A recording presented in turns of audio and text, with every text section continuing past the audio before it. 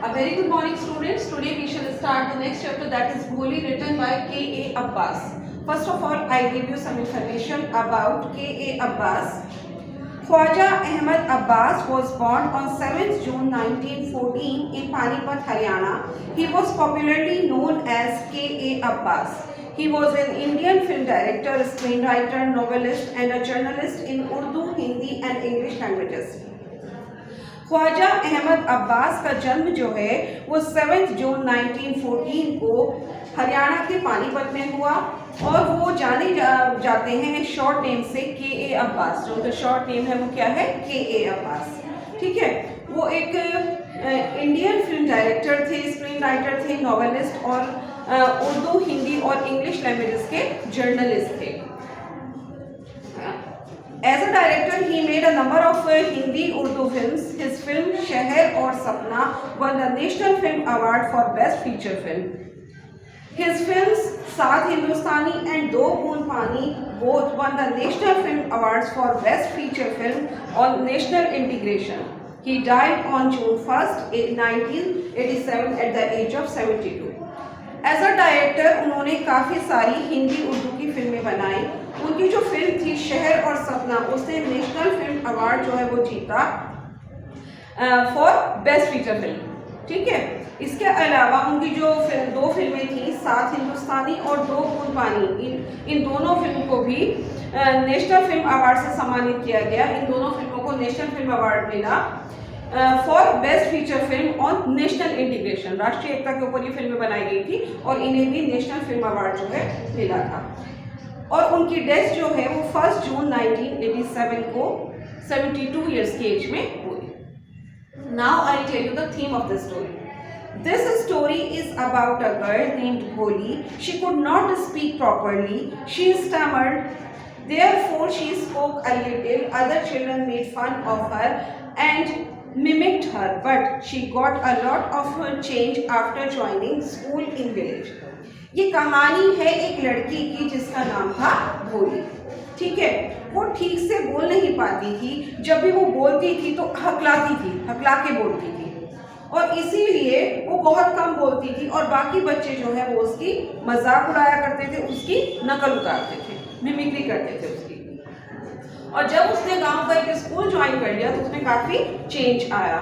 She was encouraged by her teacher. Her teacher told her that she would speak properly if she would come to school daily.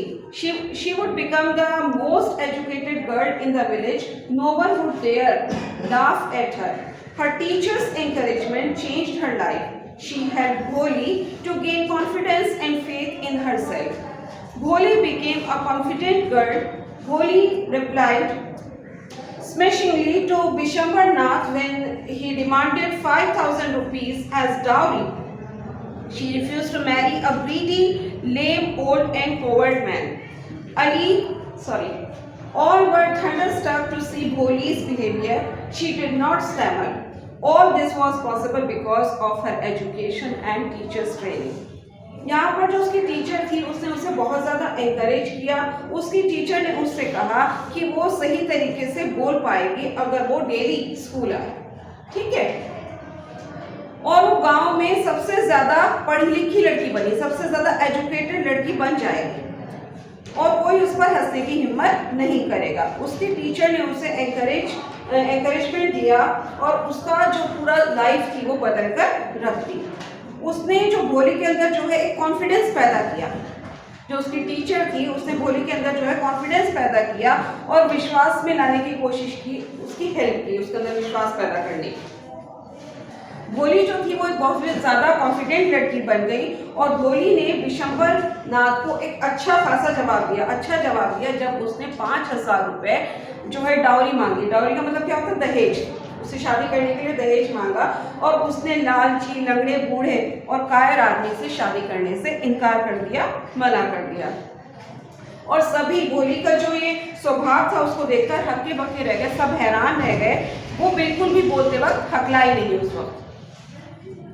और ये सब उसकी education और उसके teacher की training की वजह से ही पॉसिबल हो पाया।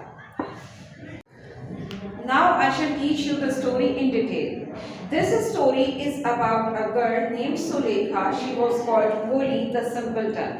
She had been fallen off the cot on her head when she was only 10 months old and had damaged some part of her brain. So she remained backward. She was the fourth daughter of नंबरदार रामलाल. ये कहानी है एक लड़की की जिसका नाम सुलेखा था और उसको लोग जो है भोली कहकर पुकारते थे या फिर बुद्धू. सिंपलटन का मतलब क्या होता है? बुद्धू. और जब वो सिर्फ 10 मंथ्स की थी तो वो चारपाई से गिर गई थी नीचे. ठीक है, चारपाई से नीचे गिर गई थी सिर के बल, जिसकी वजह से उसका जो ब्रेन था वो डैमेज हो गया था. उसके दिमाग का कुछ हिस्सा जो था वो डैमेज हो गया था, जिसकी वजह से वो बाकी बच्चों से पिछड़ी हुई रह गई. उसको हर चीज जल्दी से समझ में नहीं आती थी. और वो जो गांव का नंबरदार था रामलाल, उसकी चौथे नंबर की बेटी थी. Bholi was beautiful and pretty at birth, but she had an attack of a smallpox at the age of 2. Her entire body was permanently disfigured by deep black pock marks. She could not speak till 5. When she started to speak, she stammered. The other children made fun of her and mimicked her. Therefore, she talked very little.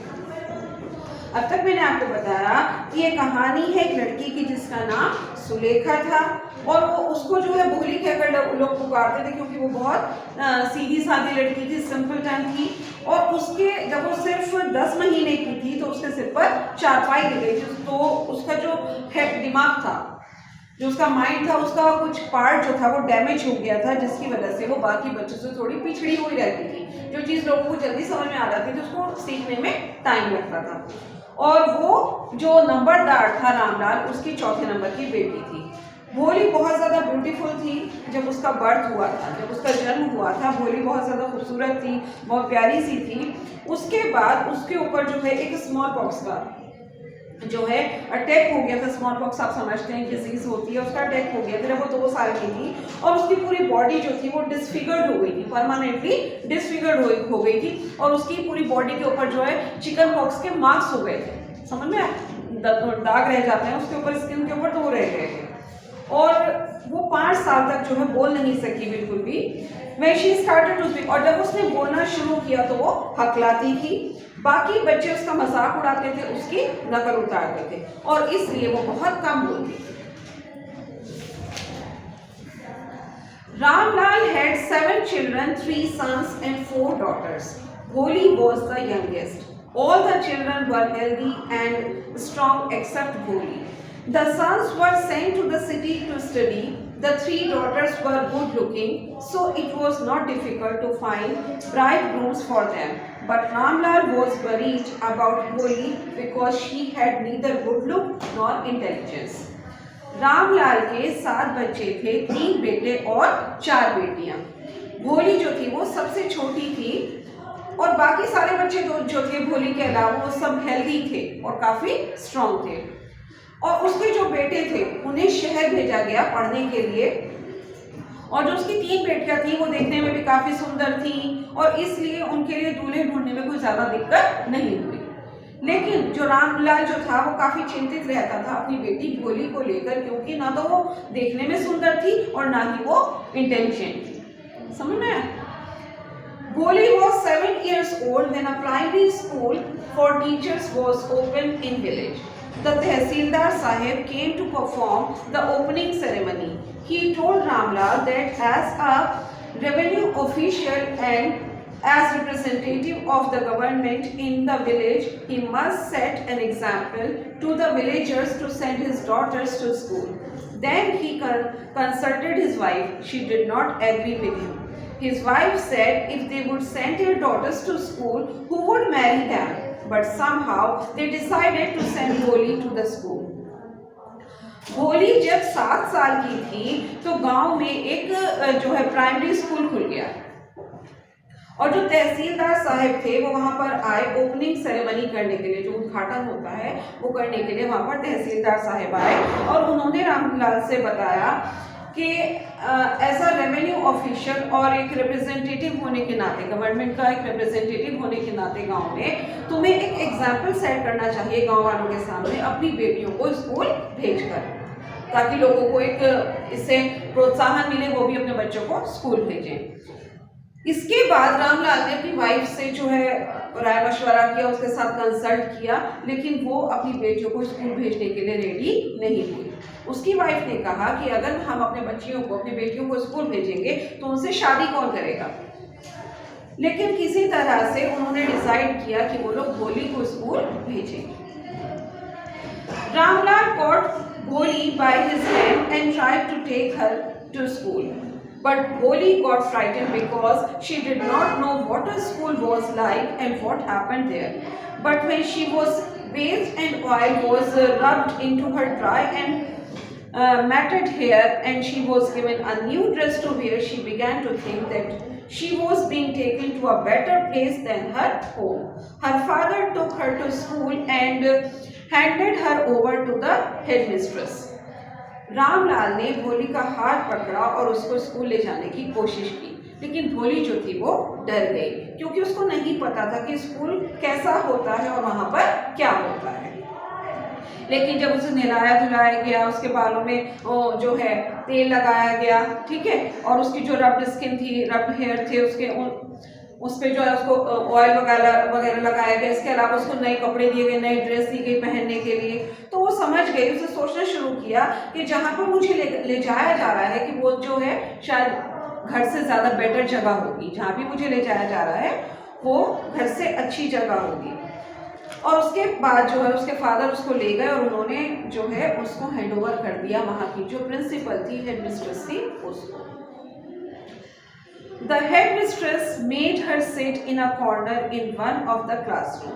Her teacher asked her name. She could not speak properly and stammered. The children started laughing at her. Bholi started crying. When the bell rang, all the girls sat outside of the classroom, but Bholi dared not to leave the corner. The teacher came to her and asked her name. Her voice was soft and soothing. It touched her heart. She decided to speak up and told her name. इसके बाद यहाँ पर जो है head mistress ने उसको एक classroom के कॉर्नर में उसको बिठा दिया। टीचर ने उससे उसका नाम पूछा, लेकिन वो ठीक से नहीं बोल पाई और वो हकलाने लगी। बच्चे उस पर हंसने लगे और भोली जो थी उसने रोना शुरू कर दिया। जब बेल लगी उसके बाद जो है सारी की सारी लड़कियां जो थी वो क्लास से बाहर आ गई, लेकिन भोली की इतनी हिम्मत नहीं हुई कि वो उस कोने को छोड़कर बाहर आ सके, उस कॉर्नर को छोड़कर बाहर आ सके। अब जो टीचर थी वो उसके पास आई और उसने उससे उसका नाम पूछा। उसकी जो आवाज़ थी वो बहुत सॉफ्ट थी, बहुत सूदिंग थी, आराम देने वाली, और उसने उसके दिल को छू लिया, भोली के दिल को। जो टीचर थी वो काफ़ी जो है सॉफ्ट स्पोकन थी, बहुत अच्छे से बोलने वाली थी। तो उसने डिसाइड किया कि वो बोलेगी और उसने उसको अपना नाम बताया। Then the teacher encouraged her to come to school daily. She said that she would be able to speak properly and one day she would become the most educated girl in the village. Then no one would laugh at her. People would listen to her and respect her. She gave her a book that was full of nice colorful pictures to read and sent her back to her home. उसके बाद जो उसकी teacher थी उसने उसको काफ़ी encourage किया, प्रोत्साहित किया डेली स्कूल आने के लिए, और उसने भोली से कहा कि तुम एक दिन जो है ठीक से बोल पाओगी अगर तुम डेली स्कूल आओगी और जो है गांव की सबसे एजुकेटेड लड़की बन जाओगी, और कोई भी तुम पर हंसेगा नहीं, लोग तुम्हारी बात सुना करेंगे और तुम्हें इज्जत देंगे, तुम्हारी रिस्पेक्ट करेंगे। और उसके बाद उसकी टीचर ने उसे एक बुक दी जिसमें काफ़ी अच्छी अच्छी कलरफुल पिक्चर्स थी, पढ़ने के लिए उसको बुक दी और फिर वो वापस अपने घर चली गई। 10 years passed and the village became a small town. Ramlal got a marriage proposal for Bholi from Bishambar. Ramlal was talking to her wife about the proposal of Bishambar Nath, who was a grocer in neighboring village. He had a big shop and a big house of his own, but he was middle-aged man whose children from his first wife were grown up. Ramlal's wife agreed. Bholi was listening the conversation of her father and mother. यहाँ पर जो है इस तरह से काफी साल गुजर गए और जो गांव था वो कस्बे में तब्दील हो गया। ठीक है, रामलाल जो था उसके पास भोली के लिए एक शादी का प्रपोजल आया बिशंबर की तरफ से। रामलाल अपनी वाइफ से बात कर रहा था उस प्रपोजल के बारे में, शादी के प्रपोजल के बारे में जो बिशंबर नाथ के यहाँ से आया था, जिसकी एक बड़ी सी दुकान थी पास के गांव में, और उसकी शॉप जो थी वो काफ़ी बड़ी थी, बड़ा सा उसका मकान था, लेकिन वो एक मिडिल एजड आदमी था। ठीक है, मिडिल एजड मैन था जिसके कि बच्चे भी काफ़ी बड़े बड़े थे। जो उसकी पहली वाइफ थी उससे जो उसके बच्चे थे वो भी काफ़ी बड़े बड़े बच्चे थे। अब रामलाल की वाइफ जो है वो इस बात के लिए एग्री हो गई। भोली अपने मम्मी पापा की कन्वर्सेशन सुन रही थी, उनकी बातचीत वो सुन रही थी। बिशंबर नाथ was a well-to-do grocer, so he came with big party of friends and relatives on the day of marriage. He came with pomp and show. When Bishambar Nath was about to garland the bride, a woman slipped back the veil from bride's face. He had a quick glance at her face and saw her pockmarks. To see her pockmarks, Bishambar Nath demanded 5,000 rupees as dowry from Ramlal. Ramlal requested to take 2,000 rupees, but Bishambar did not accept. At last, Ramlal had to give him 5,000 rupees. Bishambar नाथ जो था वो एक बहुत बड़ी उसकी पंसारी की shop थी, grocer था वो बहुत अच्छा। और शादी वाले दिन वो एक बहुत सारे लोग जो है लेकर आया, दोस्तों को, अपने रिलेटिव्स को, शादी वाले दिन काफ़ी सारे दोस्तों को, और काफ़ी धूमधाम से वो वहाँ पर आया। और जब बिशंबर नाथ दुल्हन को वो माला पहनाने लगा, जयमाला पहनाने लगा, तो एक औरत ने जो है एकदम से उसको धक्का दे दिया। उसके ऊपर जो उसका चेहरा जो था दुल्हन का वो खुल गया, जो उसका घूंघट था वो बिल्कुल पीछे को जा गिरा। और उसने जैसे उसका चेहरा देखा बिशंबर नाथ ने, उसके चेहरे पर जो भोली थी उसके चेहरे पर काफ़ी सारे चेचक के यानी कि स्मॉल पॉक्स के दाग थे। और उसके चेचक के दाग देखकर उसने भोली के फादर से 5,000 रुपीस जो है डाउरी मांगी, दहेज में 5,000 रुपए की मांग की उससे शादी करने के लिए। अब रामलाल तो गरीब था, उसने उससे रिक्वेस्ट की कि वो 2,000 रुपए ले ले, लेकिन बिशंबर नाथ ने ये बात एक्सेप्ट नहीं की, उसको तो ये चीज़ स्वीकार नहीं थी, बिल्कुल उसने मना कर दिया। और आखिर में रामलाल को उसे 5,000 रुपए देने पड़े। Once again the veil was slipped back from the bride's face, but this time her eyes were not downcast. She was closer, so he came with a big party of friends and relatives on the day of marriage.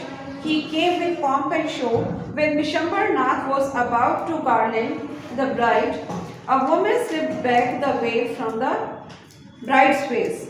He had a quick glance at her face and saw her pockmarks. To see her pockmarks, Bishambar Nath demanded 5,000 rupees as dowry from Ramlal. Ramlal requested to take 2,000 rupees, but Bishambar did not accept. At last, Ramlal had to give him 5,000 rupees. Bishambar नाथ जो था वो एक काफ़ी अमीर पंसारी था, और इसलिए शादी के दिन जो है वो एक बहुत बड़ी पार्टी लेकर आया अपने दोस्तों की, रिश्तेदारों की बहुत बड़ी बारात के साथ वो वहाँ पर आया और बड़ी धूमधाम के साथ। और जब बिशंबर नाथ दुल्हन को जयमाला पहनाने ही वाला था तो एक औरत ने दुल्हन के चेहरे से जो घूंघट था वो हटा दिया, स्लिप हो गया वो पीछे किसी से वो होके। और उसने जैसे ही बिशंबर नाथ की जैसे ही उसके ऊपर नजर पड़ी भोली के ऊपर, उसने उसके चेचक के दाग देख लिए, और उसके चेचक के दाग देखकर बिशंबर नाथ ने रामलाल से 5,000 रुपए दहेज के मांगे। और रामलाल ने उससे रिक्वेस्ट किया कि वो 2,000 रुपीज ले ले, लेकिन बिशंबर नाथ ने ये बात एक्सेप्ट नहीं की, उसने मना कर दिया। और आखिर में रामलाल को उसे पूरे 5,000 रुपए देने पड़े। Once again the veil was slipped back from the bride's face, but this time her eyes were not downcast. She straightly refused to marry that lame old man. She said that she would not want to have such mean, greedy and contemptible coward as her husband. She did not stammer and spoke in clear, loud voice. Everyone was thunderstruck. एक बार फिर से जो भोली थी उसके चेहरे से घूंघट जो था वो हट गया, लेकिन इस बार उसकी आंखें नीचे नहीं झुकी। उसने सीधे ही कहा कि इस लंगड़े बूढ़े आदमी से वो शादी करना नहीं चाहती। उसने उससे शादी करने से मना कर दिया।